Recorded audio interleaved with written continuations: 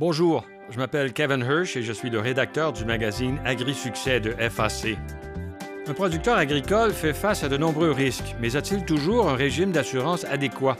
Chaque année, le groupe AgriTrend tient un forum agricole à Saskatoon. Et lors du plus récent, on abordait les risques à la ferme. Reed Henderson d'AgriTrend recommande le régime d'indemnisation des accidentés du travail et l'assurance de responsabilité civile. Avant tout, si vous êtes admissible, adhérez au régime d'indemnisation des accidentés du travail de votre province. Certains régimes couvrent les membres de la famille. Ce régime, c'est votre priorité. Ensuite, souscrivez une assurance de responsabilité civile au montant le plus élevé possible. Tout le monde demande quel montant prendre. Et c'est ce que je leur réponds car vous ne savez jamais le montant de votre prochaine demande d'indemnisation. C'est d'autant plus important si vos employés travaillent à l'extérieur, pulvérisent un champ près d'une ferme ou de la ferme de quelqu'un d'autre et que le vent entraîne le produit dans un champ voisin. Assurez-vous que votre police couvre la pollution. Et ici aussi, prenez le montant d'assurance le plus élevé possible.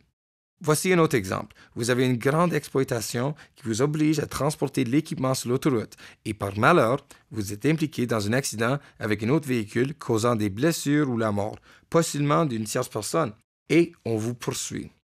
Vous devriez donc prendre le montant d'assurance des responsabilités civiles le plus élevé et aussi inscrire tous vos employés au régime d'indemnisation des accidentés du travail. Et qu'en est-il des employés contractuels embauchés dans la ferme? Point très important. Si un entrepreneur fait des travaux dans votre ferme, que ce soit d'électricité, de plomberie ou de travail forfait comme la moisson ou la pulvérisation, obtenez une attestation écrite de son adhésion au régime d'indemnisation des accidentés du travail et de sa souscription à assurance responsabilité civile des entreprises. Cela vous protégera, car selon la loi, si un entrepreneur qui travaille sur votre propriété n'est pas protégé en vertu du régime ou d'une assurance, vous êtes considéré comme son employeur et donc responsable de cette personne si elle se blesse ou blesse quelqu'un d'autre alors qu'elle travaille sur votre ferme. Nous sommes nombreux à avoir une assurance de responsabilité civile qui comporte des lacunes. Mon vieil atelier ne semble pas avoir beaucoup de valeur, mais nous allons le réparer. Le remplacer coûterait trop cher. Souvent, des bâtiments ont été construits à peu frais il y a 20 ou 30 ans par une équipe d'ouvriers de voisins venant donner un coup de main.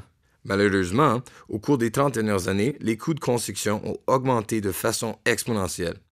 Il est difficile de nos jours de compter sur les voisins pour ce travail, car ils sont occupés. Il est donc important d'obtenir une évaluation du prix au pied carré d'un bâtiment s'il devait être reconstruit par un entrepreneur. Même si vous reconstruisez vous-même avec l'aide des voisins, vous ne voudrez pas devoir compter seulement sur l'aide de la famille et de vos amis. Une autre grande lacune qui touche la couverture des outils.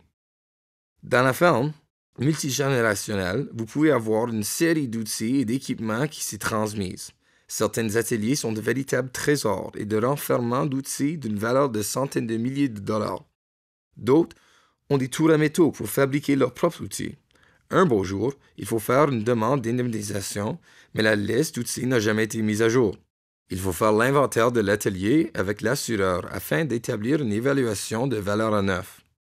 Assurer l'actif d'une ferme va de soi. Mais dans certains cas, on devrait aussi avoir une assurance contre les pertes d'exploitation.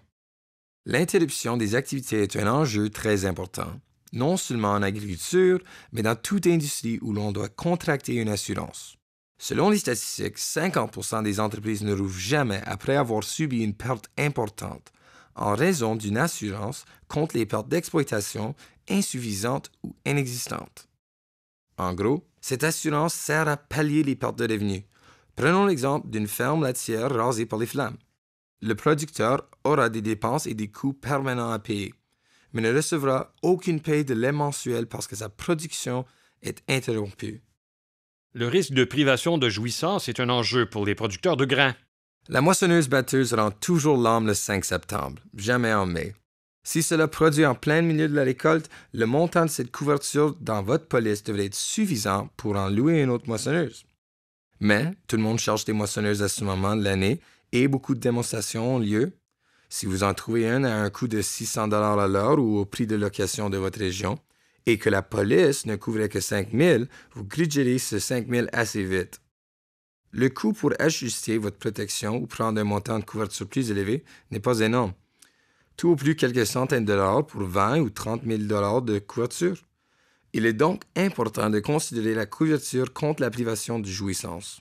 Reed Henderson recommande de revoir régulièrement la protection d'assurance de votre exploitation et de faire un examen de votre ferme par un courtier. Je m'appelle Kevin Hirsch. Merci de votre écoute.